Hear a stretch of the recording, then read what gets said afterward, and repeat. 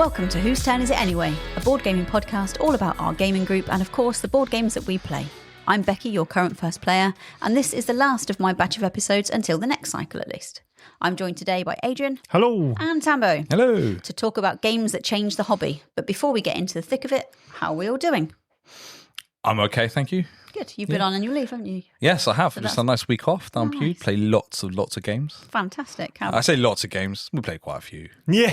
But it's all two-player mainly. I did get my mum to play Lost Ruins Varnak. Nice. That's It was very achievement. painful to teach, but we got through it and she enjoyed it at the end. But I don't think she'll Nice. play it again. She says she's enjoyed it. Your family holidays are something else. The number of board games you take away with you, or games you get into family holidays, is crazy. Like I take less when I go out with my when I go on holiday with my board gaming friends.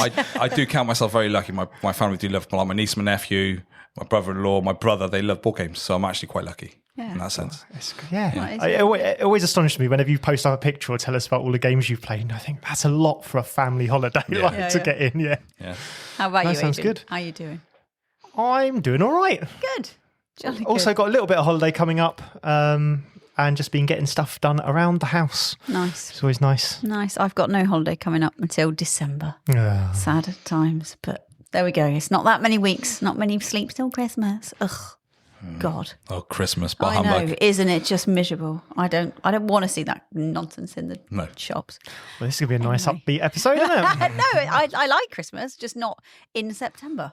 I mean, I agree. You'd have been annoyed about it when I found it in August in B&M. Oh my God. It just loses the shine if you do it too early. Anyway, so we're all good and that's great. So let's crack straight on and let's talk about Hex. What have we been playing recently?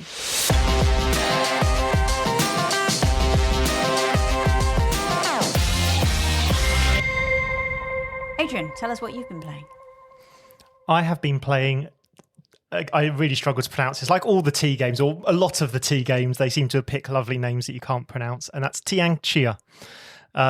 So it is a T game. It is published by Board and Dice, as they all are, I think. And it is a game which is quite like Perseverance or the Great Wall in the fact of you are defending the Great Wall against... sort of hordes and incoming barbarians and stuff like that. At the same time, you're doing quite a nice little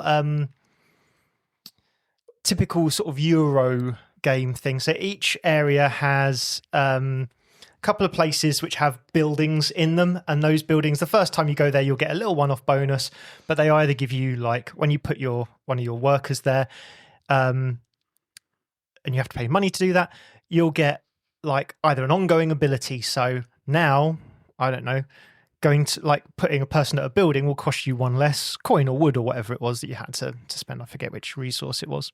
Or it might be during the income step, you get 2 of these items or whatever it is. And so kind of you want to build up some of those early to get yourself some bonuses. And each area also has like an influence. So there's 4 different tracks you can go up, and they are like influential houses. And they all have like a theme. So some will be about using the ports more, or about defending the wall more, or something along those lines. And so each time you place a worker, or not place a worker, but each time you go to that section, you then move up that track. And as you move up the track, you get sort of goodies and stuff like that. And everyone's got hidden objectives, and those hidden objectives normally relate to either having a lot of influence in certain areas of the board, or being so far up a track. And those things move around from game to game. So it's just a dial that goes on the board. So each time it's going to be slightly different. Throughout the game, all you're going to do is you're going to place a disc in an area, and ideally you're then going to place a person there to get the benefits. But if not, you'll get to do a small benefit or an action that you can do. And then if the next person wants to go there, they have to pay a coin to go there, because one person's already there, for instance.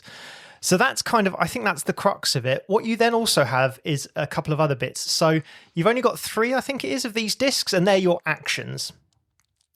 But in between those actions, you've kind of got actions that don't use up discs. And one of those things you can do is you put your worker in an area that gives you a resource. And they've got bridges, a little bit like White Castle, little tiny bridges that you put your worker on. And as you put it on, you push everyone off the other end. And then when they get pushed off, whoever's worker gets pushed off, they put on their board, and eventually they can use those to little one-off powers. So you're kind of trying to play a game, I need some of that resource, but I don't want to push them off just yet because they're going to make use of it. So you're kind of doing that while also doing the actions and those bits and pieces. And then some of these workers can also be used to defend the wall, and you can build the wall up. And every time people attack the wall, you'll get victory points for having defended it successfully. Now, a little bit like Fall of Rome, or I think it's Lord of the Rings Pandemic, there's like routes along the board. And if you don't stop them at the wall, they follow these routes along the board and they slowly attack those settlements until, as they move along the track, they become less powerful, and they just basically keep moving along it until they've lost all of their power. So if you don't defend a wall and you've got buildings in that area, especially ones near the top, they're going to wipe you out. And so you're going to lose all of this benefit you're going to build up. So there's kind of a little bit of a push and pull in it, where you're trying to defend the bits of the wall you want to defend and maybe not bother so much with other bits of the wall, and hope that if someone's built up in one particular area, they can sort of move along that track there. And then, if I'm honest, there's just a load of extra stuff, which is the usual Euro shenanigans, which is you can go to the port and trade some goods in, and that will give you some bonuses that go towards it. Or you can collect little idols, which means that you can pay in the income step to go up certain tracks. And there's all of that kind of stuff on top of it. But the actual crux of the game is quite a nice, as I say, it gives me like those flavors of sort of Great Wall of Perseverance, where you're trying to defend certain areas that you want to defend, but not other areas. But there's also benefits for kind of helping friends out, because you'll get one-off like victory points for having killed soldiers and stuff like that. So there's all of that there in amongst this like quite nice Euro game, which is just a bit like, I suppose, like Lords of Waterdeep, where you're kind of trying to take control of buildings, and more than one person can take control of a building, but it means that you're getting benefits and building up your engine as you go. And I think it's a really nice package of doing what it's trying to do, which is it's trying to be kind of semi-cooperative, or trying to sort of get you to cooperate slightly with some people and less with others. And I had a great time playing it, because we've got to get his name in, Mark Monk from Ninja Geek Games. He taught me the game and had a blast with it. He had it all set up and everything, and it's great production. You've got the little bridges, you've got the walls and the towers that you can build, and the little invading horsemen, I think they are, across the top that sort of come down the map. All of that is a sort of great board and dice sort of standard production.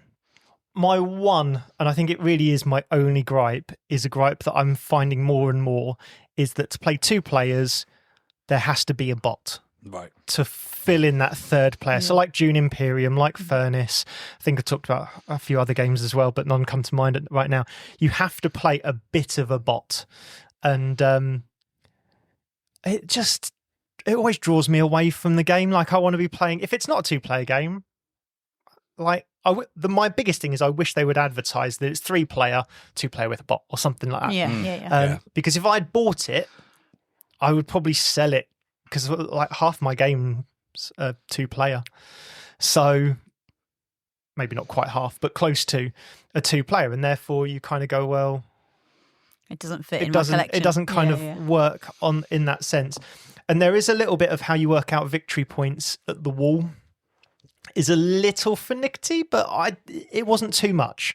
It was enough that because I enjoyed the game, I'd quite happily do the admin bit of, okay, right, they come down the wall, now they do this, now they do that. Now you add up how much the wall is worth as a defensive value, and here's victory points here, there.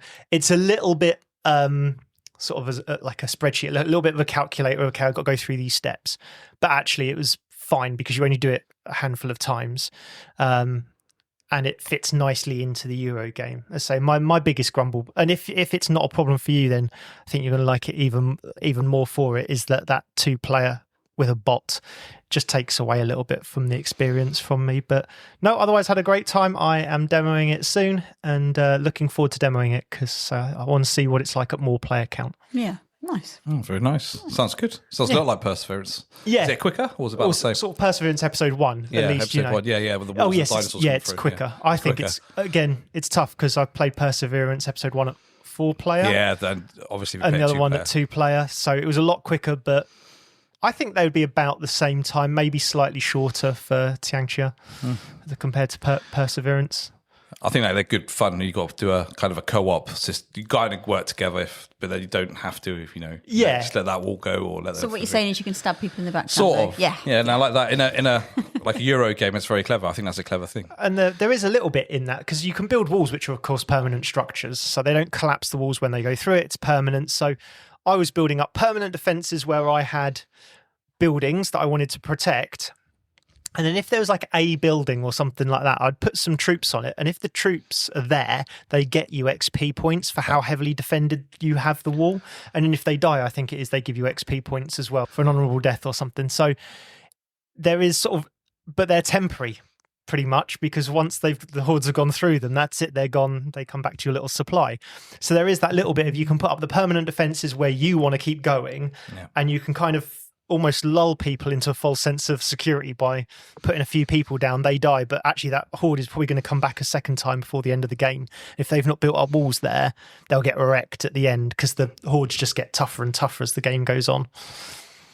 Nice, yeah. So there's definitely opportunities to stab people in the back. Yeah, it'd be interesting to compare it, won't it, when you get a chance to play it more multiplayer. Absolutely.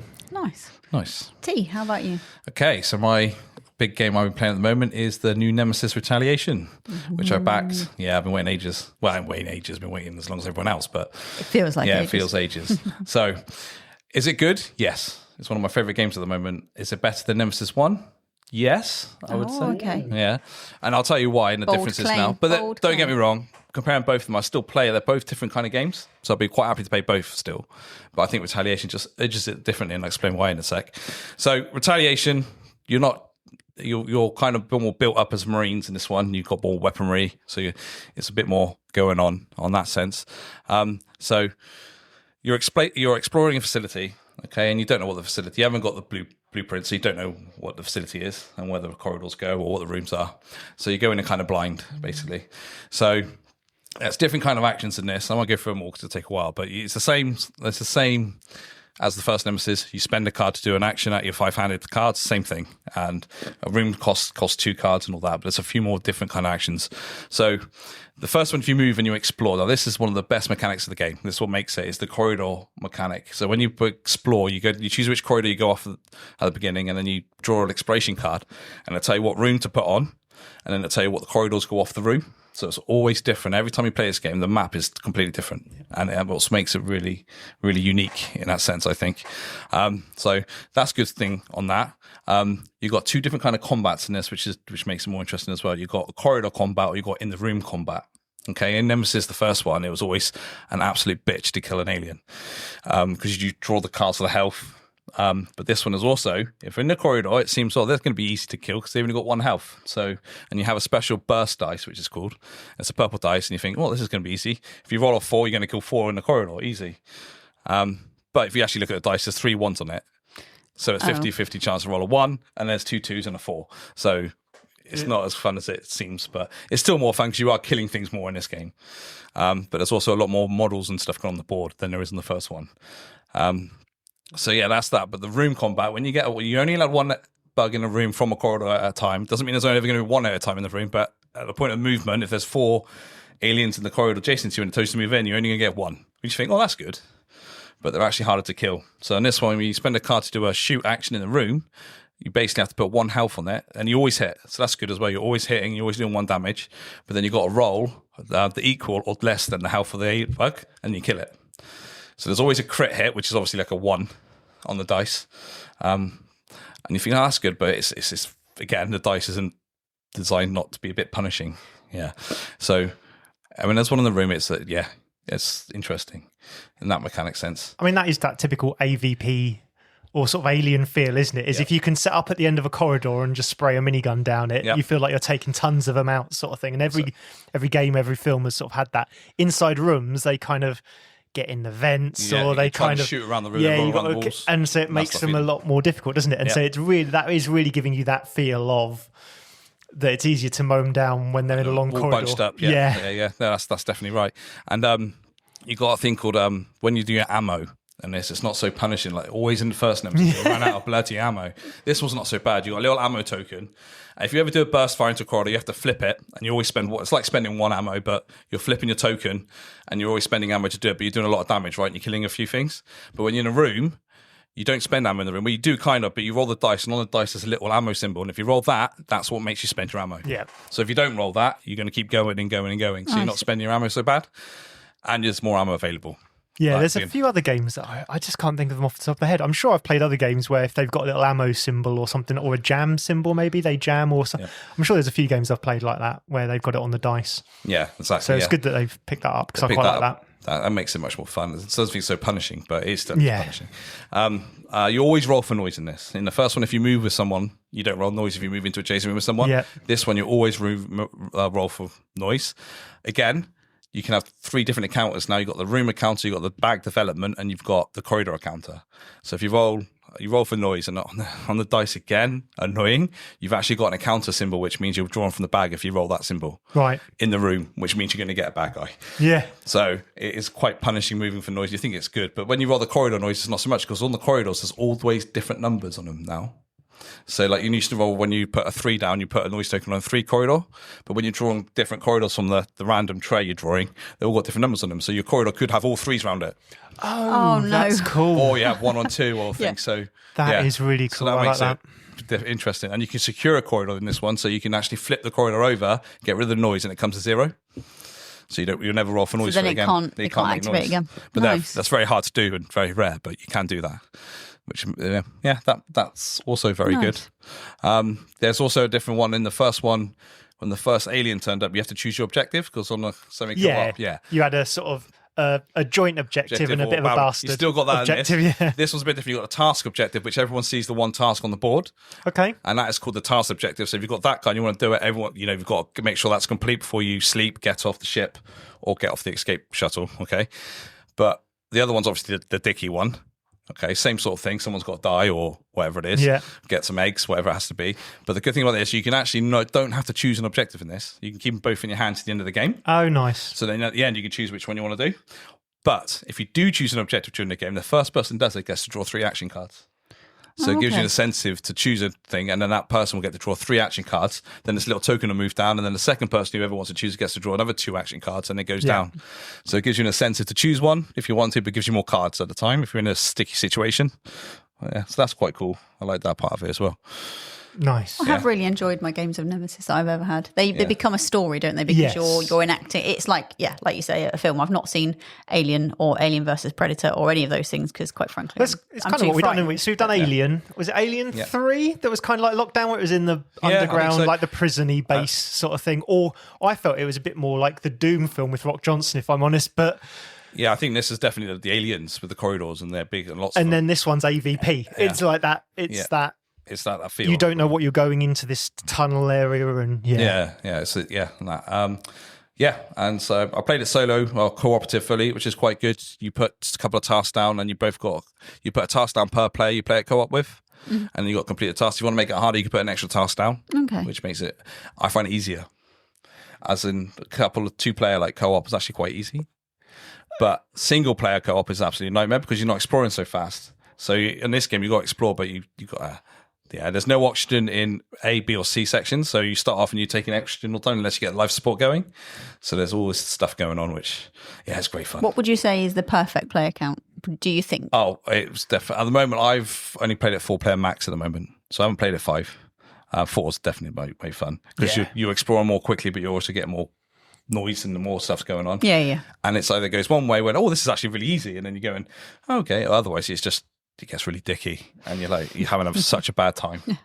And So with lockdown, because you mentioned the objective that's on the board. Yeah.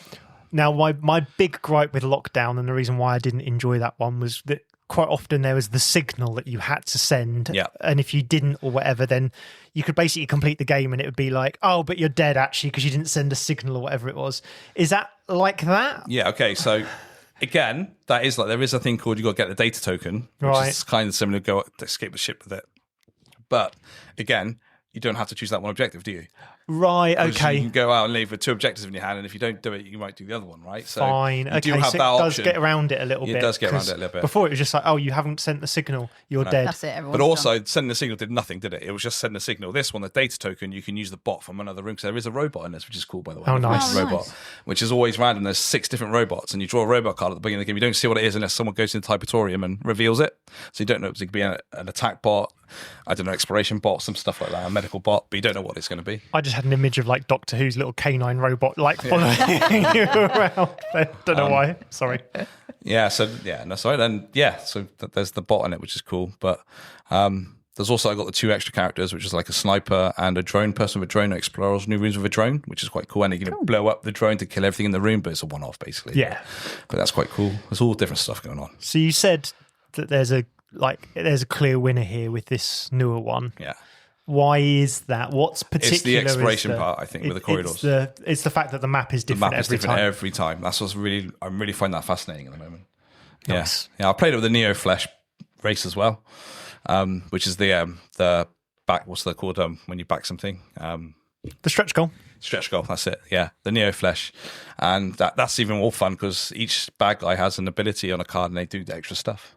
Cool. But it's harder, and adds a bit more to it. And you get cultists in every room, and if you kill a cultist, you get to flip one of the cards and make them weaker. But you find these cultists throughout the rooms and stuff, which is like a robot human thing, and then you kill it and it makes noise. It's really and it makes noise. Yeah. So you got to roll for noise every time, so it screams. Yeah. I just had this image of you killing it and it going wah, wah, wah, wah, wah. Yeah, you can say that, but every time you hit it, screams. I don't know what it reminds me of. Something of a game I played where you find these robots in the room and they scream. I think it's like Dead Space, maybe. I don't know. Yeah, Dead Space did that at one point. That's it. They scream on the wall, don't they? On Dead Space. Yeah, something like that. I didn't play a lot of that game. I love that game. I do not like jump scares. No, I don't. And there's a lot of them. I'd be no good at all. And there's so much more to do. There's an expansion for a lady who walks around and can interfere with your whole thing. I haven't played that yet. So but it's like a bot. There's an expansion where a lady comes around and interferes with your whole thing. Yeah. and the game. And the game, yeah. And well, the in mission. space, no one can hear you scream. She can help, or she can, depending on what room discovering. I've read quick rules on it. It looks good fun as well. There's so much. Yeah. Sorry, that caught me. No. It sounds like it's added a lot of variation. Yeah. Which is, I think that's nice, but sometimes it can detract from the main game a little bit. It feels like it's more fun because you don't waste ammo, but it's still just as punishing. Okay. Well, that's cool. Nice. But don't tell Rob that because I want him to play it. Rob, it's really easy. You'll love it. Yeah, there we go. Yeah, he'll play it. There we go.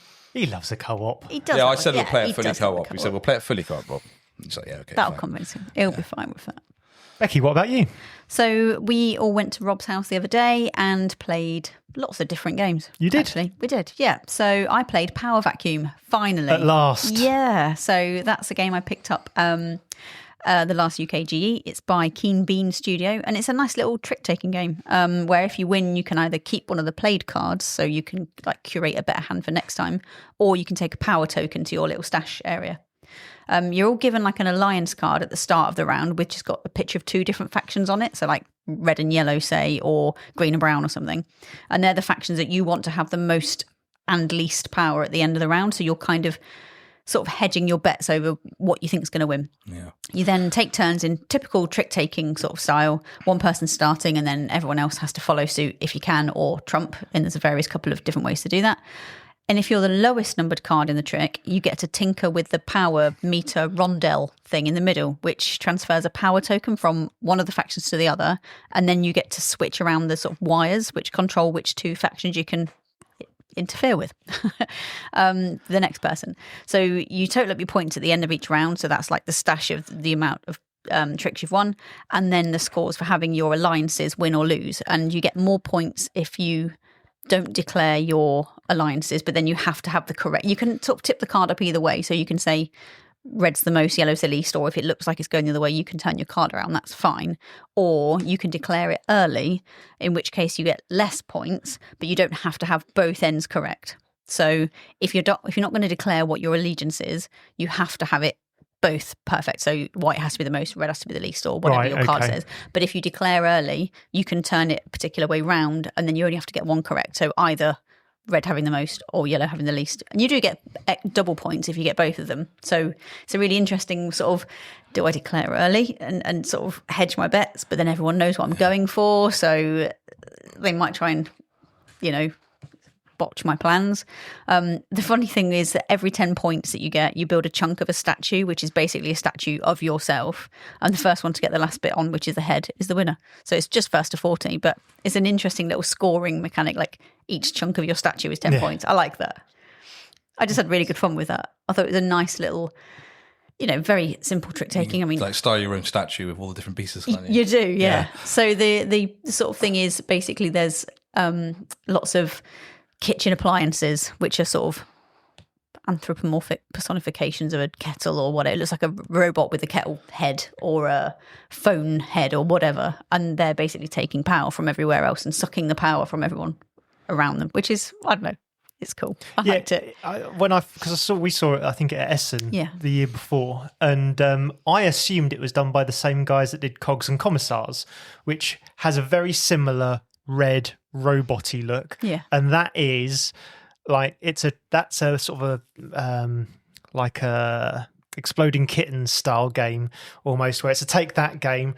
But each deck is kind of very loosely based around a Russian politician. Oh, okay. So depending upon which ones you are, you want different tokens and stuff like that. And so I assumed it was by the same people, but I don't think it is at all. I think it's completely different. And I kind of assumed it would be sort of a similar theme. But no, it just looks very Soviet. Yes, it has got that kind of vibe, the kind of font they use and just, the general look of it. But it's just basically you're doing normal trick taking, but you're trying to influence who's going to win. I mean, so you can win and lose the same hand at the same time, which is double helpful. Yeah. So if you've played the lowest card, but it happens to be the only trump that was played, you've won the trick. Yeah. But you've also got the lowest number, so therefore you've lost. I.e., so then you can interfere with the power meter, it's just a nice little mechanic. Nice. And it's got a nice little magnet. It's like, it reminds me of those. If you made like a telephone thing when you were a kid where you put a cup on one end of a string and then a long string and a cup on the other end, it kind of looks like that, but with magnets where the cups are. So you've got this kind of string connecting the two colours together. It just looked cool.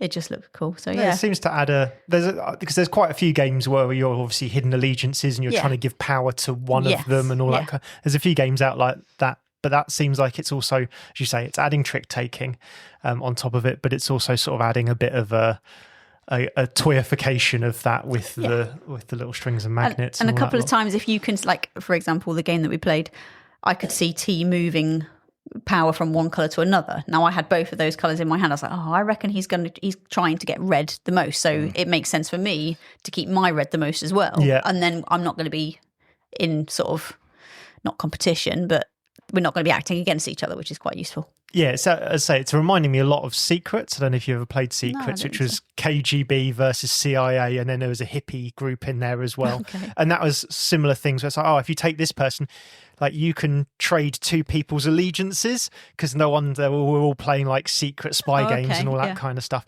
And it sounds a lot like that, but that game was lacking a little bit in a sort of a core game to go with it. It was very much, I offer you card, do you want to take it, wink wink, nudge nudge sort of thing, or do you want to return it to me and then we'll do different things with the allegiances. And it sounds very similar to that, where potentially you're sort of trying to figure out who everyone else is, but also deciding, do you want to play it or do you want to show it off or not, or those kind of things. So it sounds like it's got quite a lot in common with that, but more of a game to it. Yeah, it was really fun and quick to play. The rules are really simple, I think, but a happy little, what would you say, to about half an hour? No, not over that. 20 minutes. You get around. Nice. Pretty quick. Yeah. And it, which is for 4 rounds. That's pretty good if you got 4 rounds in that time. Because you only have, I think, 8 cards in your hand. So you're only doing 8 tricks. So it's we were learning this was a little bit longer, but once you got the knack of it, it's quick. I suppose it's more than 4 rounds. It's just the one who wins 4 rounds. Yeah, we won in 4 rounds, actually, because, who won Stu, wasn't it? It was Stu. He was on fire. Yeah. He won quite a few games. Yeah. Really? Yeah. Saving it all up for the one day of the year, was he? Yeah, he was.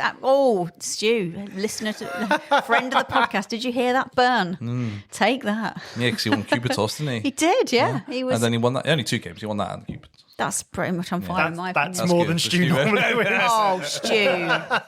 We love you, Stu. I've got your back, buddy. Don't worry.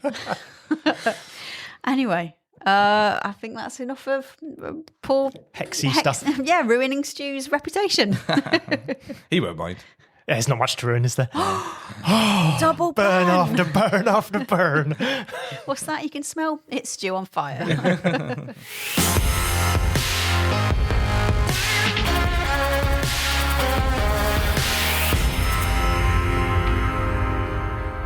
In today's main segment, we're looking at games that changed the hobby forever.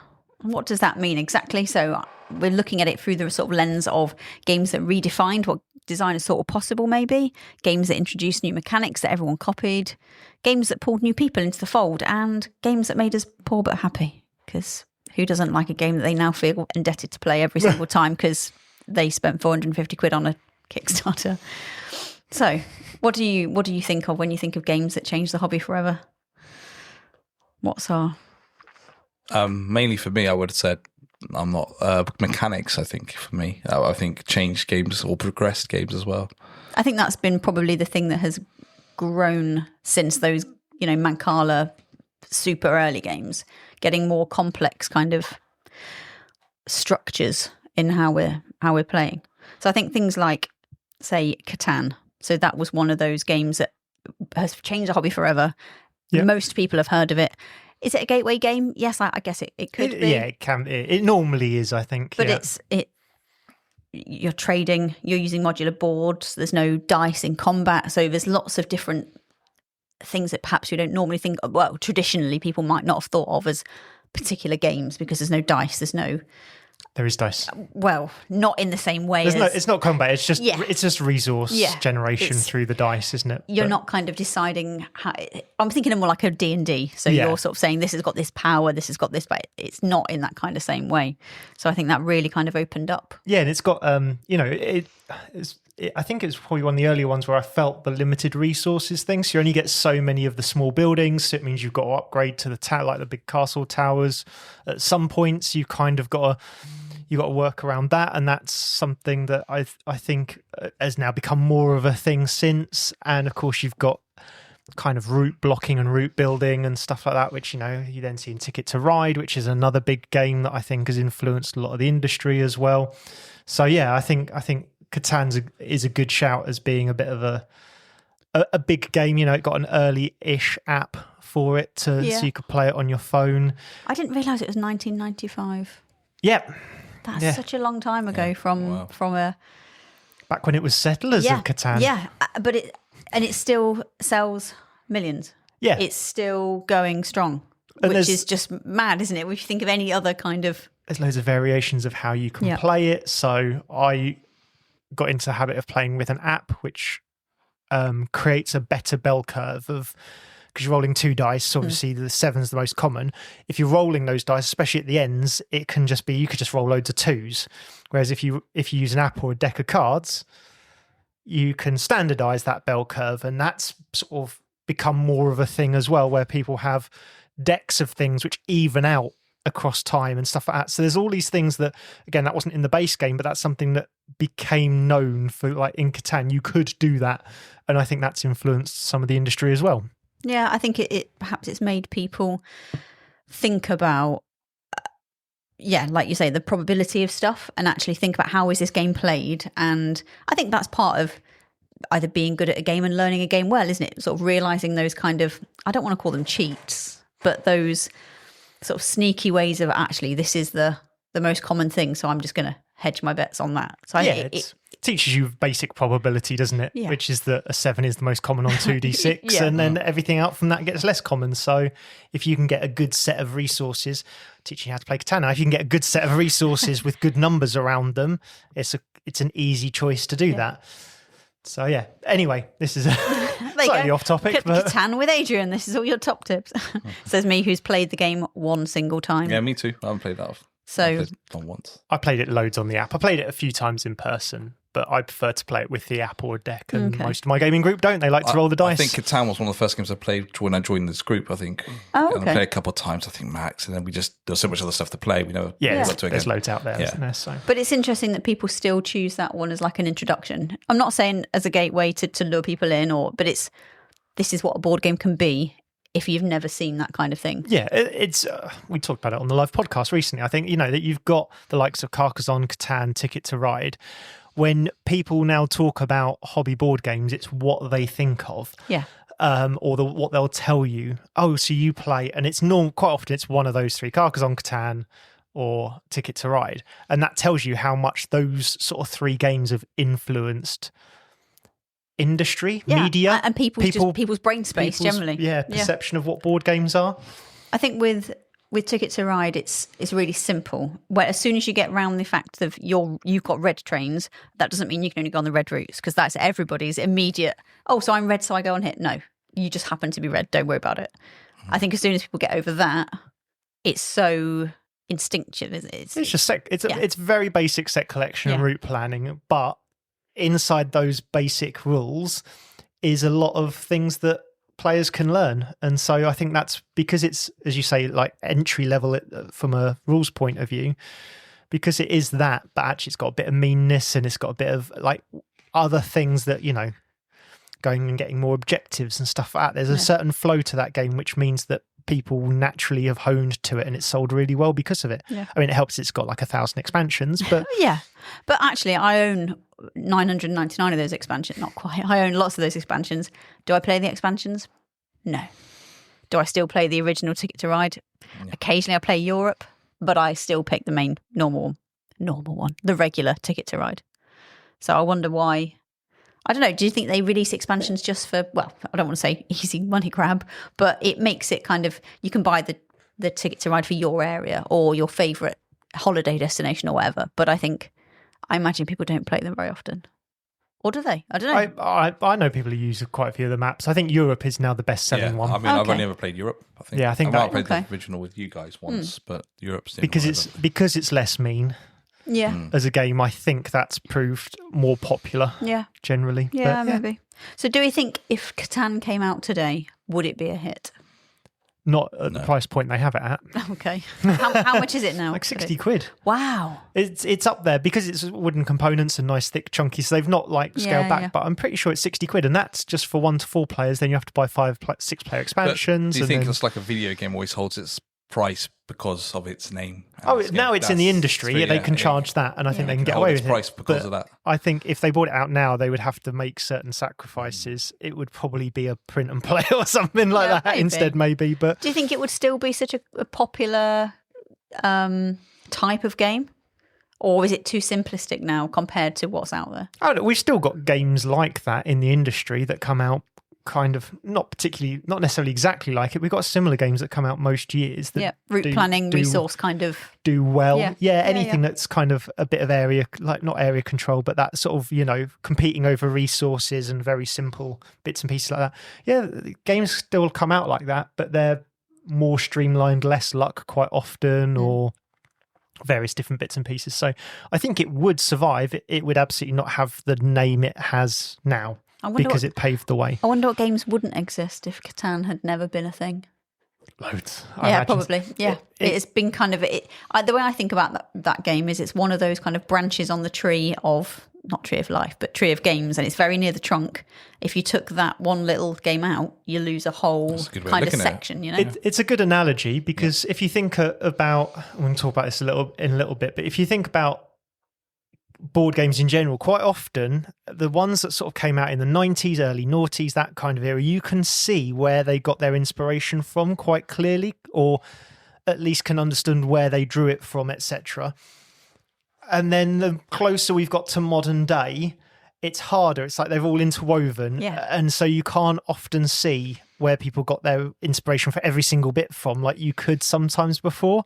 And it is that, we talk to designers occasionally, and when I go back and listen to some interviews, like really early on, they were talking about, well, this 1 or 2 games were my inspiration. When we talk to designers now, they can list 10, 20 games as an inspiration for one game sometimes. And I think that is because now that as the industry grows and sort of becomes more adaptive to things, people like borrow and take ideas from elsewhere. And so the influence that you can see from one board game to another, like that trunk, and those sort of those early big twigs that come off, you can clearly see where they go. But by the time you get right out to the leaves, you can almost not see where the influence has come from. The connections are so intermingled. Yeah.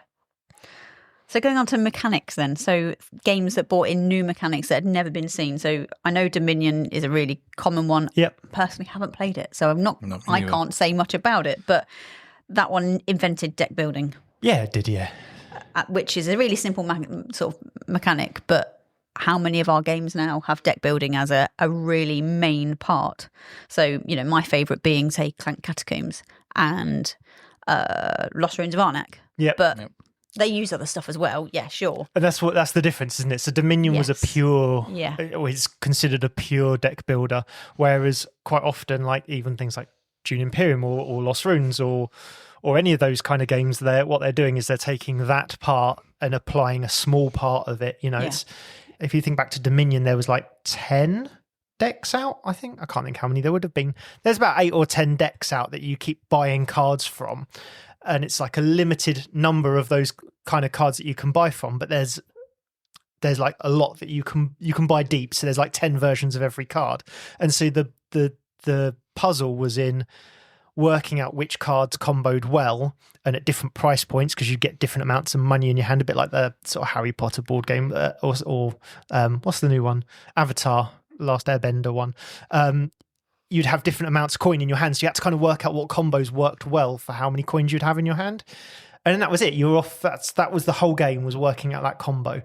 Now what you're doing is you're looking to see what goes from quite often the whole lot that you can buy are completely unique quite often, or there'll be several unique ones, and you're looking to see what you can buy out of what's there available in that second, rather than trying to work out an ultimate scheme of how these cards fit together. I guess that makes a big difference from, and again, never really played this much, but the only other kind of card game that I knew anything about really was Magic the Gathering. And that's kind of a card game where there is no kind of limit, is there? You can keep buying those trading cards and you can keep buying them and keep buying, whereas at least Dominion is this is the thing. This is your options. It has like 20 expansions. Well, sure, now, but per game, you have the options there. Yeah, it's slightly different because Magic is go out, buy boosters, yes, put the ones you like into into a pre-built deck, and that has its. So supposedly Cosmic Encounters was the predecessor to Magic the Gathering. That helped inspire Magic the Gathering, and that is basically people have life pools and loads of cards that just deal damage and stuff like that, and you're trying to trump each other and you're aiming at different people, and that's kind of supposedly the influence for Magic the Gathering. Well, that then went on to however many different trading card games that you could play with. There's hundreds of them if you look back over time.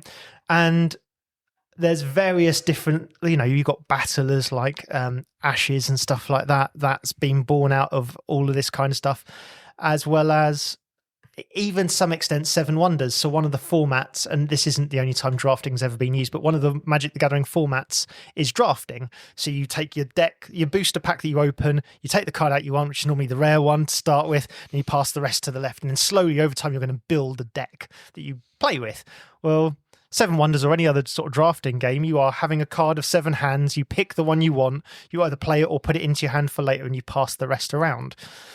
And it's you can kind of see that evolution. Whether that was the direct point of reference that they used, you can certainly see that Magic the Gathering drafting was happening before Seven Wonders came out. Seven Wonders used drafting in a way that hadn't been seen as much before. Normally it was, you draft one of these 7 cards out. It wasn't pass a whole hand of cards around. Yeah. And so that kind of led down that route, and then from Seven Wonders we've seen a load of other kind of similar ones, so you can see that evolution. If you compare Seven Wonders to Cosmic Encounters, there's nothing in there, but it's taken a route. The shared DNA. Talking Seven Wonders is an interesting one because that's one of the first ones that brought simultaneous play to a really common game, and that is one of my favourite mechanics.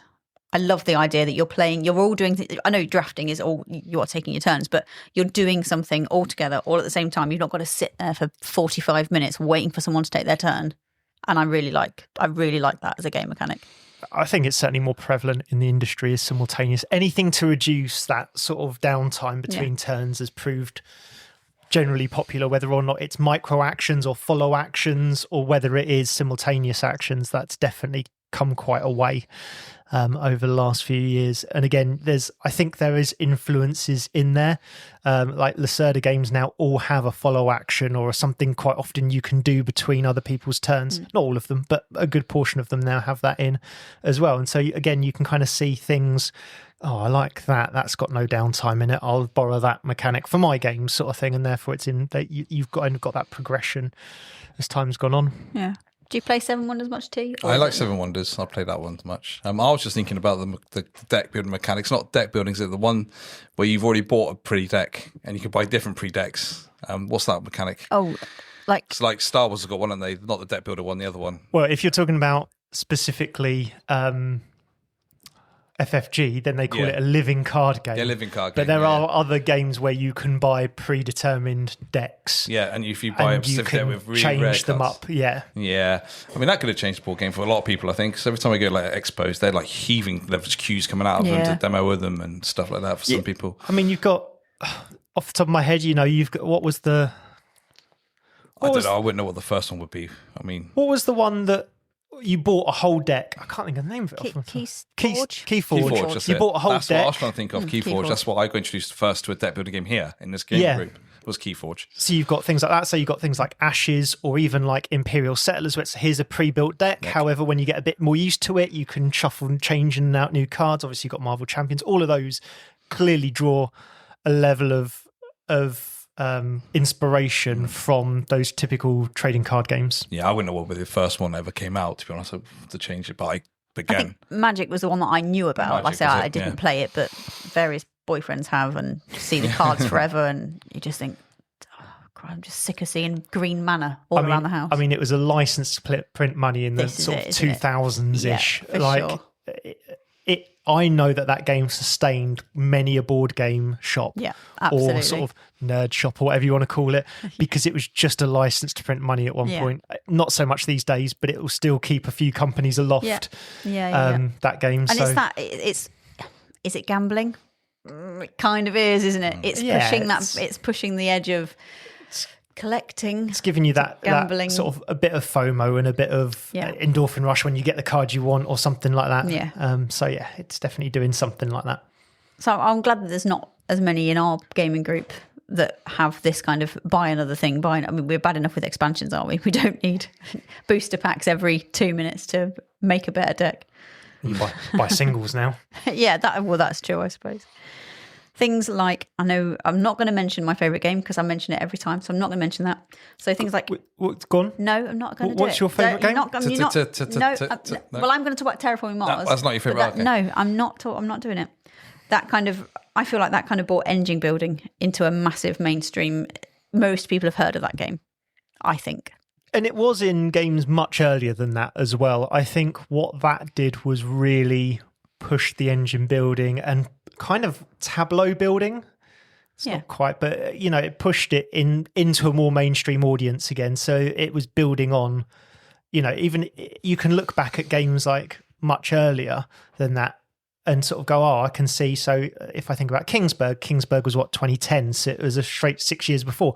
That had your ability to buy certain things that meant, well, every time I do that action, I get a bonus from it and stuff like that. And so there is those kind of engine buildings in it. But this idea of tableau building, okay, every time I play that, I'll go get these resources or increase my income, and kind of certainly the tag thing was something I wasn't aware of.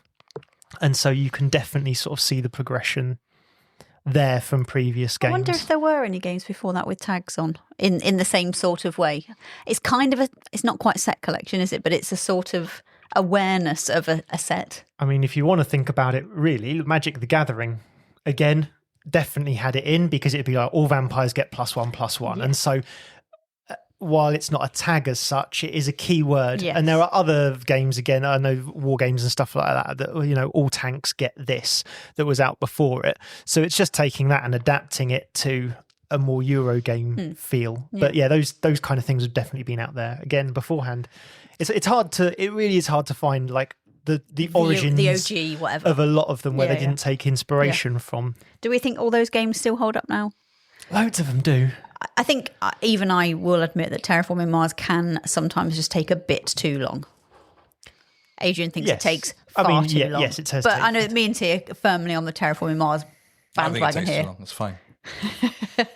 I think if everyone's playing it really quickly, you can absolutely speed through. Yep. But there is, when you have ever got those kind of pausing for deliberating your options, that's it. That's what's going to have the time, isn't it? That's exactly where I had the time, definitely, as a player. And again, a lot of people wanted the drafting mechanic, and that adds a load of time. Yeah. If you draft every round, like you shouldn't do if you actually read the rule book, then it adds time to the game, and therefore it makes it longer. But ultimately, those games will hold up, and there will be, if we talk about worker placement, because I feel like when you talk about, games evolving and influence and all that lot, it's a really common one that a lot of people talk about.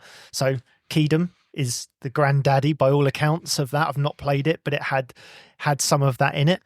And then Caelus, again, another game that I haven't had but was very mean, is considered like the first time it's used as a core mechanic. Well, those are a few years apart.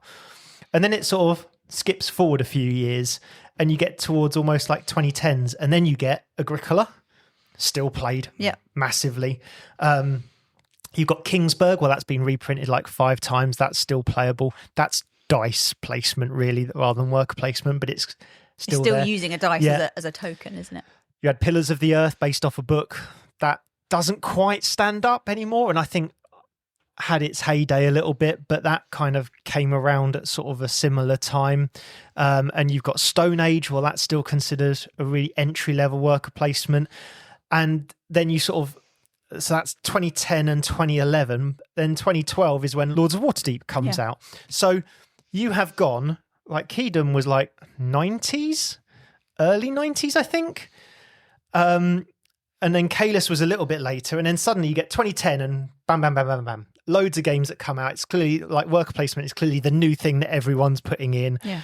And, I think, for lack of a better term, like Lords of Waterdeep is the boomer version of it, because what it did was it took all of what had been learned, put a good IP on it, and it just swallowed up a load of other games that had come out at the same time and held its own market value by being there. And loads of games have come out since, and yet that game, again, we know personally, me not so much, but that game has held its value, as has Agricola, to be fair, much more than everything else that came before it or at that same time. Yeah, Agricola to me is that is one of the sort of OG worker placements that I have happened to play that one, but I knew about it even before I played it because it's such a seminal worker placement. It's got that position, hasn't it, as if you played Agricola, if you like this, did you like it? Yeah. And it's just one of those ones that's just really famous. And but as I say, you've gone like 10, 15 years between those 2 points, and yet actually the majority of the evolution happened in the last 2 years before Lords of Waterdeep, and then obviously since then. Yeah. But it's definitely, I find it definitely interesting that there's a little group in there. Say Stone Age is still beloved. I think Pillars of the Earth didn't get quite the celebration I'd like to have seen it got. I thought it was doing some innovative stuff at the time, but there's certainly a bunch of games in that period that stood up for a long time, and some of them are still standing.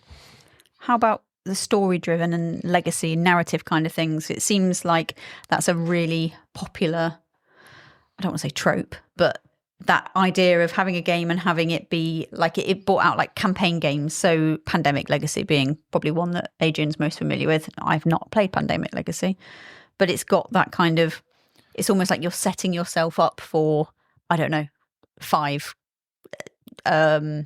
sessions with your friends. It's almost like you're plotting like you're pre-planning meetings. Right, okay. Like a D&D session, like you're saying we're going to play this every Wednesday or however you organise it, but you know that you're going to not finish the storyline until however many. And when it finishes, you go, depending on what storyline you go off. Is that?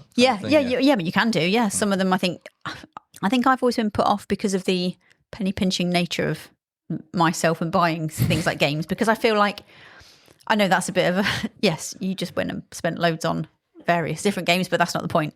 I like games that I can reuse, whereas I always worry that with a legacy game, once you've played it through, you kind of know the storyline, or you know the main I don't know, the ebbs and flows points. of it. Yeah, absolutely. But you play Mansions of Madness quite a lot, T. So even though you know the storylines of things, do you find that detracts from your enjoyment of it, or? Well, no, I think because the boards are different every time you play it. The story's still there, like you know what the outcome, but I mean, some of them are different, depending on what questions and answers you give, right? To different people. Yeah. So it's always slightly different. Yeah. It's never put me off because the board's always different, I think. Yeah. I guess it's a one-off story-driven game, that, isn't it? So you've got to do a scenario. It doesn't really follow on from each other, does it? On that. But no, I don't get bored of it. I think it's, no, not on mansions. I think it definitely is. It's not too story driven, I don't think. And I guess each scenario is story driven, but not too bad, I don't think. That's the key, isn't it? Having enough replayability to make it still okay. Like Gloomhaven, that is, from what I've seen, Gloomhaven and Frosthaven, that seems to be a game that it really should be just a computer game that doesn't have a lot of that setup and all of that admin that you have to do. That just puts me off so badly. But I know that the narrative and the interest that it holds, because it's such a good game, carries people through that. It wouldn't be enough to make me want to play it. But I think, it's basically a board game RPG, isn't it? Yeah, it's doing what a lot of video games would do. And there was certainly when Gloomhaven came out, I think there was a little bit of a push to kind of recreate some video game vibes and put it, no matter how unwieldy, into a board game. Make it work even if it doesn't. So I don't know about even if it doesn't, but quite often it would be like, well, like you say with Gloomhaven, here's a big coffin box that you have to have in order to make this work, whereas it would be normally contained within a computer game or free flow like D&D sort of thing. I think the good thing about those games is that they're just like, you get utterly emotionally sucked in, don't you? It becomes a story that you're playing. A bit like maybe that's why the appeal of D&D is there, because you're just totally immersed and sucked into this world. Oh, I think the first ever Legacy game was Risk Legacy. Yes, and when I was from my vague research that I did vaguely for this, that came up a lot. 2010s or something around there, 2010, 2011, something like that. And I think it was the first sort of main board game that wasn't deliberately a story-driven game that me and friends were talking about afterwards. So, in Risk, typically you're taking on certain areas, and it's always well known that things like Australia is a good holding out point and all that kind of stuff for Risk. But you change the board up as you go. So we knew that like Australia was an absolute pain to hold on to, because we changed the board enough that Australia was not a good place to go. Okay. And you had different factions to start off with. And literally some of them, you looked at them, and because they'd been beaten so many times, you're like, well, I'm never playing that faction. And other factions were good because they'd been played a few times and they'd won, and so they got benefits. And so we ended up living these stories of like that time when we really like went after like Europe and stuff like that, and therefore it ended up with all of these problems in it. And we could talk about that game because it was across several campaigns. You talked about it for weeks and weeks and weeks. It becomes an event, doesn't it? And especially when you're doing things as visceral as ripping cards up and that sort of thing that you do in these legacy games. Like the idea of ripping a card up, I don't know, it just makes me feel a bit... I think it was the first time I'd ever looked at a box that basically said, you'll never open this content. So like, until this thing happens, you are not opening this box. When this thing happens, you can open this box. And so you're like, well, what happens if it never happens? Well, you just don't see what's in the box. And it's that thing of, and I'm not going to spoil any secrets because Risk Legacy is a bit, if you've played legacy games since, it's a bit like lots of first things. They've learned since how to do legacy games better. So it is a little bit sort of shonky in that respect, but there are some amazing things in there where you're like, okay, when this thing happens, and you go, should we just make it happen so we can look inside the box? Okay, fine. And then there are other things you're like, well, yeah, we're not doing that. Like, we'll leave it like that. Yeah.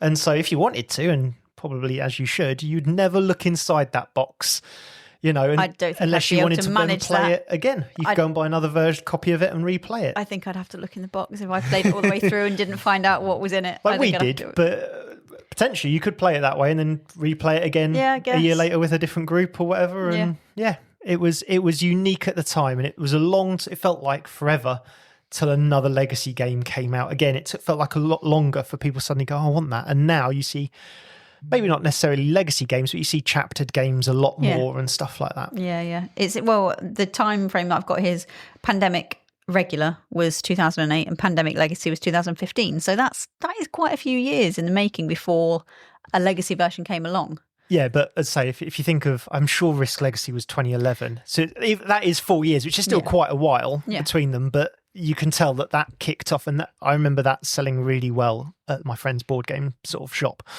And because of that, I think that set up the way for future Legacy games. So other games that you can't imagine having a Legacy version, like the Ticket to Ride Legacy version that there is now, would that have happened if, you know, those original Legacy games hadn't come along? Probably not. Who knows? There are certain things that I look at and I think, you know what, someone would have done that eventually. And sometimes I think what I think is the most influential board game that has shaped the way we look at board games at the moment. And I do think if that one hadn't done it as well, either it would never happen again or someone else would have lifted the crown and done it. And it's unfortunate to say, but I think one of the games that's had the most impact on the industry is Zombicide. Okay, yeah. And that's not unfortunate to say. That's you not. Can say it. You can say it. Yeah, that's fine. And that's not because of the mechanics, thankfully, or anything like that. It's because it was the first game to really go gangbusters on a Kickstarter. Okay. So Kickstarters had been happening for, I think, about 5 years before Zombicide came along and had been successful to some extent. And if you look at the first couple of Zombicide Kickstarters, they really set the template for what we know as a Kickstarter now. Here's the base game. Okay, we've got some stretch goals. All right, okay. They sort of get close to the stretch goals. Okay, here's a box you can buy. Do you want to add a Sheldon for the Big Bang Theory for $10 or whatever it was? So everyone now goes and adds $10 to their cart. Well, that pushes up the stretch goal. So now I get this free, this free, this free, this free. All right, a week later, you can go and buy Chuck Norris or whatever it was, $10. Okay, I'll put that in my cart as well because that's going to unlock this, this, this, and this. And it was the first game that I really remember going absolutely crazy. And it's not because of necessarily its mechanics. It was riding off the back of a bit of Walking Dead, I'm sure. But it was the first one to really blow up Kickstarter and pave the way for better or for worse, it paved the way for how we think of board games now, that it's not necessarily just bought off a shelf. Because until then, games were bought off a shelf. Yeah. And I think Zombicide was, at least for me and what I saw, was the first one to really do it. And again, if you go back and look at those Kickstarter pages, I did it a couple of years ago, they're bad. Like, they don't even do half of what we'd expect on a Kickstarter page now, but they did set up the fundamental framework for how to do it. And then within 2 or 3 different launches, they had got that down to a finely tuned engine of launch, Kickstarter, like stretch goal, launch the next product, stretch goal, stretch goal, stretch goal, keep it going, keep putting people, trying to tempt everyone into the all-in pledge to push the stretch goal as far as possible. And I don't... It's that FOMO, isn't it? We talked about it before. It's that FOMO of, but everyone else will have all those characters and I'll miss that one. No. And also that you're kind of pot committed by that point. You've already dropped however many pounds you've decided to spend on it. What's another tenner? What's another tenner? Oh, and then you look at it and it's like, oh, crikey, no, it's double the price it was to start with. I think the Prison Outbreak one was the first time I really remember going around a mate's house and him having just a ridiculously large-sized box on his table, like unpacking it all and all that kind of stuff. And I remember then thinking, you're never going to play all of that. And we'd only just started Kickstarter. And I was like, you're never going to use all of these boxes of different characters. Like, oh, look, there's a pretend Buffy group or whatever. And yet it really did pave the way for every Kickstarter since. And I'd say either Kickstarter would have bimbled along for a little bit and then wouldn't have been used, or another company would have come along and shown you how it's done. Yeah. But either way, it was Zombicide that did it, and I think it's Zombicide that gets accoladed, at least for a lot of what Kickstarter is these days. I think I played that with a group of friends, and one of the guys alpha gamed it so bad. Oh, you can. It was just like, well, there's not any point in me sitting here because you're telling me what's happening. And if I even say, oh, what if we do that? Oh, no, you don't want to do that. You want to do that. You think, well, I'll just go home, shall I? There is literally no point in me sitting here. I'm not having fun. You're having great fun because you're just basically having 10 amounts of people's worth of fun. Great, well done. But I guess that's just playing with the right people, isn't it? Yeah, that's it. That's not the game itself. That's not Zombicide's fault. That was he shall remain nameless. So I never actually knew about Kickstarter till I joined this group. Yeah, and I just thought board games were bought for shelf. Exactly what you said. I would never have thought there's a thing that actually you can back board games and then get it before obviously everyone else gets it as well, which is a plus, isn't it? With Kickstarting. Well, I think it was either 2014 or 2015. Again, it was on Kickstarter. Zombicide, and if you joined a group around 2016, it had only really had its first sort of, it only seen its first few out sort of thing, and it wasn't doing all the things it's done since. So it's understandable at that point that you wouldn't have. But that makes a really good point. I think that's a great point. I think for everything else I've have lists of mechanics in the first games and stuff like that. We can talk about that kind of, or I could till the cows come home. I already have been. But I think in terms of what shaped our industry, in the industry that we love, is probably Kickstarters, and that was done by Zombicide. Yeah. Well, hats off for Zombicide for better or for worse. Yeah, tell us about it. I think the other section that I was thinking about was the kind of modern age where they really focus on like the art and being accessible and inclusionary to everybody. So the list, it's not going to surprise anyone, Wingspan is right at the top of that. I think that's one of the other games that if someone knows you're into the hobby and they are a little bit, Wingspan is one of those first. It's almost like a code word, isn't it? Oh, have you tried Wingspan? I know that you're at least somewhat of a serious board gamer because you know those, you know that word. So it's kind of like the secret handshake, isn't it? I guess that broadened audience is so much because of the appeal of the beautiful artwork. I think the quality of it as well. Absolutely, that beautiful design and the production value. Yeah. Everything is no more little cardboard tokens. Well, actually, you can have some cardboard tokens in there, but you can very quickly upgrade those to the nice little wooden meeples. But you don't have to. But even the cardboard tokens, they're not just crappy little one colour pieces. They are beautiful. The artwork is lovely. It's very cosy. It's very, I don't know, endearing, isn't it? Wingspan, even if you're not that interested in birds, really. But as has been proved, it could have been anything. Absolutely, yes. See various other spans since. But it does... It brings you in, it shows you mechanics, and I've played with my friend who doesn't play many board games, and it was really lovely to see her putting those mechanics and getting, oh, this is a bit like that. Oh, so we all draft from there, and it's like, oh, you're using the words. Like I could see the kind of cogs turning for her. That's a bit like this, and so therefore I understand it a little bit more now because it uses some of the same, we would call them game mechanics and that kind of thing. She wouldn't use that language perhaps yet. I'll get her. But it just really opened up its arms to everyone, I think, Wingspan. And things like Root that I still haven't played because, to be honest, I know I'm not going to like it. It's asymmetrically war game kind of stuff, just dressed up with cute little critters, isn't it? Which is appealing, makes me want to buy it, but I know I wouldn't like it. It's just not the game for me.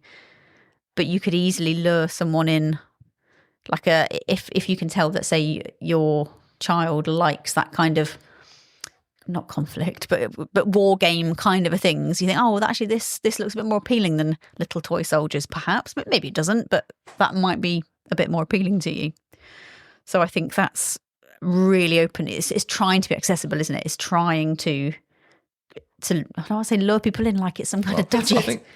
It's the cutification, isn't it, of gaming, which I think is, again, it's moving away from those typical, it's a war game, it's Dungeons and Dragons, stuff like that, or it's agriculture, which is kind of a lot of, I think those three together probably put together like 70% of board games at one point. Yeah.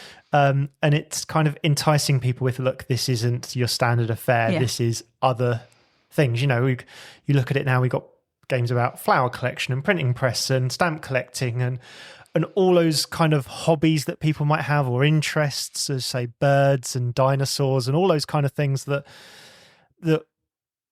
lure people into a false sense of security to some extent, of they can be as mean or as unmean as you want them to be, but it'll give someone a theme that is gives you that little crossover, a little entry level sort of theme or an easier to enter theme. Yeah, I think another thing that changed hobbies, and we haven't gone into it, is figures. Like little plastic figurines. Little minis, okay. Mm-hmm. That really changed. I mean, I'll always go back to Hero Quest as when I was growing up and had these little goblin figures. But since then, you can go off and think, wow, there's Warhammer for a start. Yeah. That's huge. I mean, that's all about the figures. Yeah. And when you go into things like Zombicide, obviously one of the big attractions with it, you get all these little cool zombie figures, right? So a big influence to the hobby, I think, is the way miniatures have gone. in a way. And again, the quality and qualities, and then you got the painting, and then everything goes into it. People love being a miniature just so you can paint them. I'm one of them. I'll buy a game just so I can paint figures sometimes. And again, if you look at those like original Zombicide figures, they're not good. No, they are originals. No, they are 3D stand-ins for them that you could just about paint, and you could sort of squint and go, yes, that's a zombie, that's a person, that's this person, or Chuck Norris or whoever you want it to be on the tabletop. And over the years now, we've started moving into much higher qualities included with board games. So but it's definitely something that's brought the game forward is that table presence. Yeah, definitely. I think if it's appealing to the eye, either because of the detail, because of the quality, like we mentioned with maybe minis and things like pieces, I think the other accessibility kind of draw is things like, say, Azul, which is the rules are really simple, but it's still very beautiful to look at. It's easy to. It doesn't look like it's going to have thousands of rules. Like it does look fairly simple, and I think that's quite nice that it almost does what it says on the tin. I know you're not really a Portuguese tiler. It doesn't matter that you smash your dreams of your Portuguese tiling, but those pieces are really tactile. Yep. The colours are very obvious. So I guess even if you had some kind of visual sort of disability or sort of extra needs, you're probably still going to be able to play that. Whereas I imagine quite a lot of other games, if you've got any kind of vision impairment, that's going to be really difficult because either your writing's too small, the colours are too similar. I don't know, there's no symbols where I think you notice now a lot more awareness is placed on things like, say, Ticket to Ride. Back in the day, probably the red pieces didn't have like a certain sort of almost imperceptibly faint like shape on them, so that if you can't tell the difference between red and green, you can tell that's that track and this is the other one because they've got tiny little a diamond or a circle. Shapes on colours has been a thing now for a little while, which is again, it's all about accessibility. That inclusion. It's making sure that everybody is kind of catered for. And I think games probably back in the day weren't as those original ones weren't as aware. But a lot of those things. A lot of the early games, when I think of them, maybe it's because I think of like some of the Lookout games, they were designed to be easy to read boards. They weren't designed to be beautiful or artworky or anything like that. Artists generally, and there's a few exceptions, but artists generally weren't known by name in the industry back then because it was about making sure that you knew what area or what piece or whatever. You could see it user clearly, interface rather than artwork asthetics. And stuff like that. Now you and we've moved on again, and like Ian O'Toole is now a household name inside the board game industry as an artist who produces lovely looking boards that are usable. And I think that's what's come on a lot as well, is you now have artwork that is also readable and usable to some extent. Whereas before it was all about like a lot of those like people that were drawn on cards, and that were the typical, I'm gonna call it Lookout games kind of, they had that Agricola look to them. Yes. Because it was much more about making sure that everything was readable and was easy to see what was going on, and therefore like the level of artwork didn't seem as considered as it is now. Or I think one of the things you had is like that very, very high fantasy kind of picture choices where all of your characters were either men with giant rippling muscles with big gauntlets, or women with the most ridiculous armor that's just literally covering up bits of their body that they're not legally allowed to show on the front cover of a board game unless they've got a special paper around it, which I think that does make it a little bit less appealing to certain demographics of the population. I'm not necessarily saying a woman might not want to play a game with, a very sexualized fighter on it or whatever, but it can be a bit off-putting. Yeah. Because that the kind of artwork is just used all the time. Back then, it was used all the time, whereas now I think there's a lot more awareness of, actually, this might alienate some people, so we'll maybe just do it a little bit differently. Maybe that's not. I don't think I saw that so much in board games. Comic books, yes. D&D and those kind of games and role-playing games, yes. You did see it in board games, but I didn't feel like it was as prevalent as those areas. Yes, there was, and especially miniatures-wise. Yeah. There was definitely those miniatures. And, you've got certain games like any game with Conan is clearly going to have that, because that's what Conan the Barbarian was sort of portrayed as in every form of media. But there definitely was. I'm not saying there wasn't, but I thought that comic books, TV, and D&D and role-play games were much worse. Oh, for sure. For that than board but games I think were. But they're often sold in the same sort of places, aren't they? Yes. And I guess I don't feel like it's ever put me off of those spaces, but I was already in those spaces because I worked next door to one, or because I was friends with someone in there. So maybe if I hadn't been that, would I have just walked into one of those shops?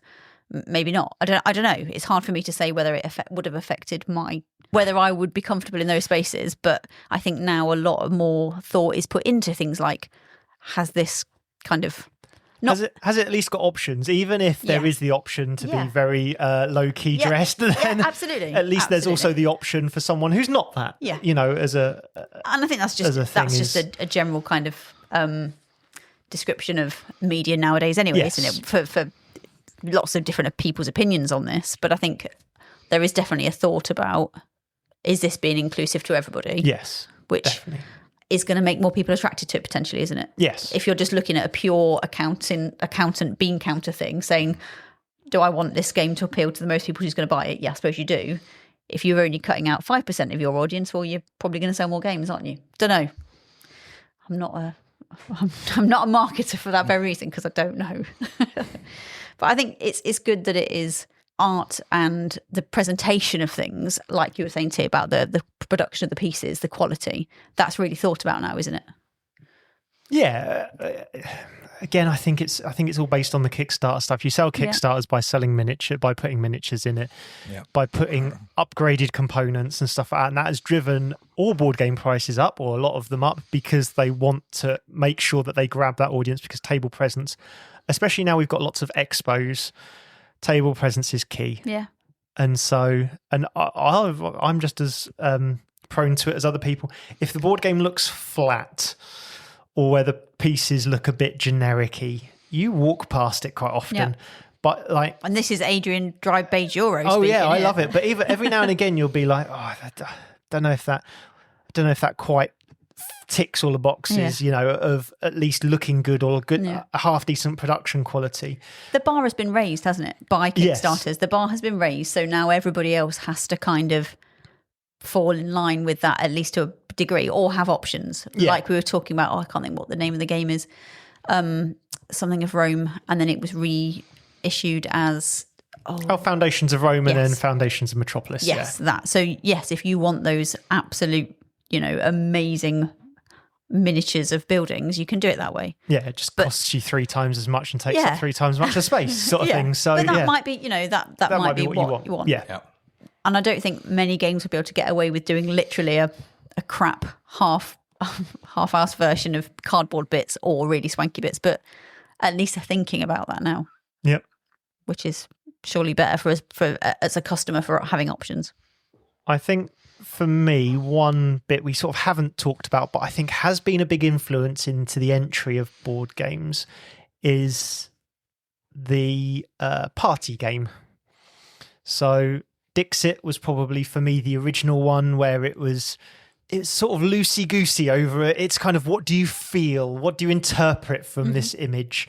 And then from that, we had things like Codenames, which is now everywhere with 20 different versions, and is kind of, again, it's a household name. People know Codenames as much as they know like bananagrams and some of the other bits and pieces.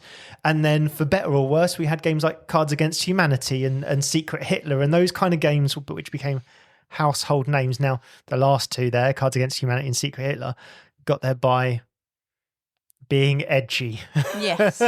But it did bring in this whole idea of, we can kind of have a fun game, maybe not so much Secret Hitler. We can have a fun game with very little rules, where it's all about that kind of group think, or that sort of just interaction. And again, some of those mechanics then turn up later on in other games and stuff like that. But there was a point where you could walk into like John Lewis and get Cards Against Humanity, Codenames, and Dixit all on the same shelf. Yeah. And that is a huge difference from his Boggle, Trivial Pursuit, and Scrabble. But only at Christmas. Like and at Christmas, And that's a party game back in the day, wasn't it? Yeah. I've played all of them. I've had fun with most of them. So it's not if that's your game, then great. But I think it's brought in a new wave of party game that is aimed at both board gamers and introducing people to board games, as well as actually being a party game. Yeah. And I think those games, certainly like Codenames, is, again, I'm going to call it a recent. It's not really that recent, but they're recent influences that have then made other games. So like, Wavelength and Decrypto and all those kind of other games sort of come into the market. So now we've got a plethora of choice of, Secret Identity is still currently one of my favourite games to play as a party game. That wouldn't have existed without Dixit and Codenames and stuff like that, paving the way for it. And I think it's a bit like Exploding Kittens, that. Yeah. That era of then just having a big pie of card games to stitch you up, basically. Yeah. And it's all take that game, stitch you up games. There was like 9 of them at one point. Yeah. But you're right. It was an explosion of those kind of games, wasn't there, that then made it into party games, but then taught people a little bit about other games, or maybe drew them into the section where other games were. Yeah. And I think also helped, influence generally wider games. But yeah, definitely. I think as soon as you can buy something in a supermarket that is seen by thousands upon thousands of people day after day, you've already made it more accessible. You've already made it more likely to be sold, therefore more talked about. And yes, all right, party games might not be your favourite game of choice. I mean, to be honest, I love party games. They fit in my Venn diagram of I want the social interaction, I want the fun, but it needs to have a point and I don't want to say strategy. It's got to be quick. Yeah, it's got to be quick. Absolutely. I don't want downtime, but there's got to be a bit of can I win? It's not always about can I win, but is there a like a score point kind of a thing? Is there something that we are trying to do that isn't co-op? I don't know that I'm that interested in co-op as a party game. You play Just One a lot, and so Clover. I suppose, yeah. So there, I think that is a co-op, but it's about you've got to find the clever clue. Yeah, again, it's about finding the grey area in between 2 points of kind of going, well, I'm only allowed one word, but what can I make it? And again, it's the same with a lot of those kind of party games that I just think of as appealed to a mass audience. And as you say, it provides that social experience as well.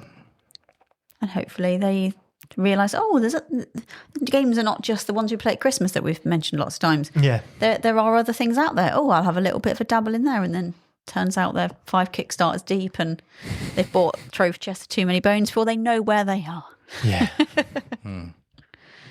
We'd be really interested to hear any of our listeners' opinions on games that they think have changed the hobby, and also what we didn't mention was where we think that games will go into next. Sort of what's the next big original thing? AI, maybe? Hybrid games with digital boards. I mean, that is already there, isn't it? And the next one is probably sitting in a prototype box somewhere now on someone's desk.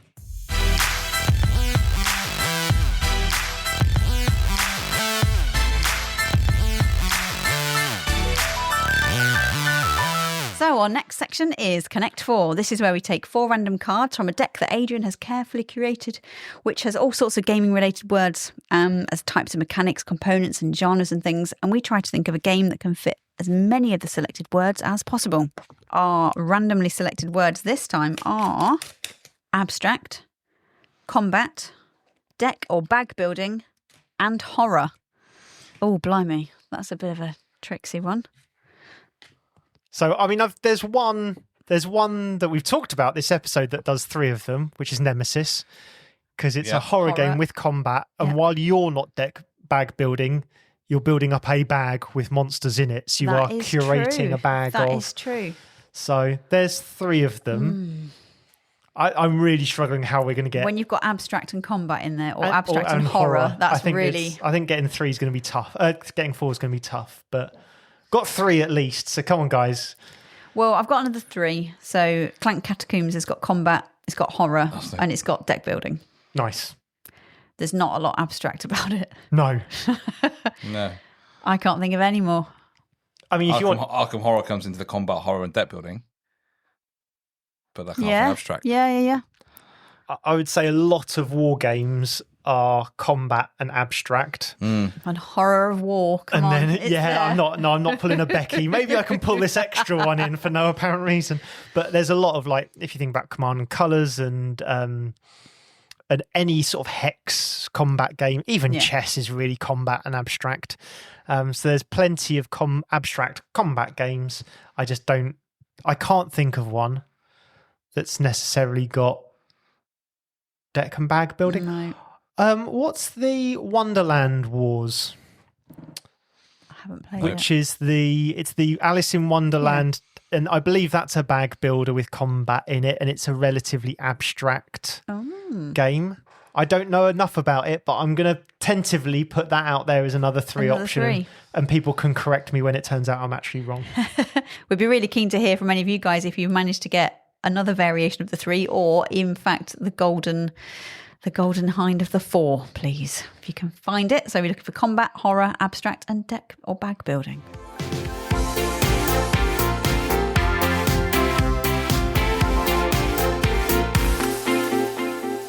It's time for our penultimate turn. What has the next couple of weeks got in store for you all? Adrian, take it away. A couple of things. I think the biggest thing we've got coming up next is GridCon. Yay! So usual entry into our diary every year, where we go just down the road and join Paul Grogan and his team of merry people, who then set up a wonderful convention that lasts 3 days, basically. 3.5 if you do what I do and get there on the Thursday and play some games then. I'm really looking forward to it. I've said before, I'm demoing a couple of games there. And I'm hoping to catch up with a few people I normally catch up with and play some games with them as well. What is on my list? So I still need to see what Paul is going to bring back from Essen in order to, as we record this, we don't know what's on the special library yet. So I need to see what Paul's bringing back then, but there's a few Essen games that I've got my eye on that I'd like to try there. So just looking forward to GridCon and whatever that brings my way in terms of games. I'm normally quite happy to go with the flow on that. So between that and doing some demoing, very much looking forward to it. Nice. I'm looking forward to playing Wormspan with the expansion. Now, I picked up the expansion from our friendly local gaming shop, Crackers, in Taunton, and I didn't even know that there was an expansion. Me and Curly just went in and just had a chat with Tony, and we're just wandering around, and I saw Wormspan, the expansion. I was like, what? How did I missed the email about that, missed the memo. So, picked up that, which was really, really interesting. So, nice. Going to add that to the collection. And that should be really good. Maybe I'll take Parks to GridCon and hope that you, Adrian, will teach me how to play Parks if you've got 5 minutes spare. I could bring the second edition. No, we've talked about this. You're not bringing your shiny night edition, making me feel like my version's now crap that you sold me. So I still think I still think the first edition looks significantly better. Okay, all right. It's just that it hasn't got the expansions in it. Okay, and also Martin, friend of the podcast, has agreed to sell me Viking Seesaw for the sweet, so you can stop playing my version for the sweet price of a pint of Guinness. Oh, yeah. Nice. So I said, well, we'll go with 2 pints of Guinness and maybe then we'll talk. So hopefully Martin will bring that and that'll be great. Nice. So, thanks, Martin. Tambo, what about you? Same as everyone. GridCon, looking forward to that. Just a bit like just go with the flow. I like to get maybe Nemesis to Retaliation down at one point, but apart from that, I'm quite easy on that. And Terraforming Mars back. So I'm looking forward to our game of that. We always have a game of that. So I'm looking forward to playing that. And I've seen my rotor. I am off, so I'm available to play it. Fantastic. Oh, yeah, so I'm glad. I'm looking forward to that. I know Age's like, whoa, but I have played it occasionally. I deliberately rag on it because it feels like an easy target, but I don't mind it. The online version is actually really good, and I've played it a bunch of times. So I like it mechanically. I've just never played a game that doesn't last 2.5, 3 hours. We've got 4 players. There's a sweet spot. 4 players, sweet spot. 3 players, pretty sweet as well. I think. 3 or 4 is good, I think. Yeah, no more. Yeah. Well, it's too long. 5. Yeah. But again, look forward to that. Yeah, at its core, it is still a strong game. Yeah, 100%. And that just about wraps up our episode for today. Thanks so much to my fellow players around the table this evening, but most of all, thanks to our lovely listeners for being there and downloading the podcast. A massive big thanks to our coffee supporters as always. Your support really helps us to continue to make this podcast. We have a coffee account. If any of you feel like subscribing or chucking us a few quid, you'll then get the ability to help shape the episodes we put out. So there's a special coffee-only section of our Discord channel as well, the rest of which is open to anyone. So look us up and jump on in if you fancy it. As always, follow us on all the socials, the details of which are in the show notes of this episode on your podcast player of choice. So without further ado, whose turn is it anyway?